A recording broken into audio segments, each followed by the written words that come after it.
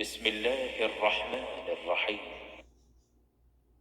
وزكريا إذ نادى ربه رب لا تذرني فردا وأنت خير الوارثين.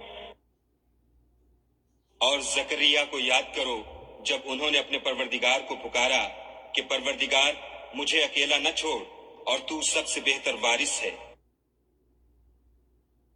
فاستجبنا له ووهبنا له يحيى وأصلحنا له زوجه إنهم كانوا يسارعون في الخيرات ويدعوننا رغبا ورهبا وكانوا لنا خاشعين. تو ہم نے ان کی پکار سن لی اور ان کو یحییٰ بخشے اور ان کی بیوی کو اولاد کے قابل بنا دیا. یہ لوگ لپک لپک کر نیکیاں کرتے اور ہمیں امید اور خوف سے پکارتے اور ہمارے آگے عاجزی کیا کرتے تھے.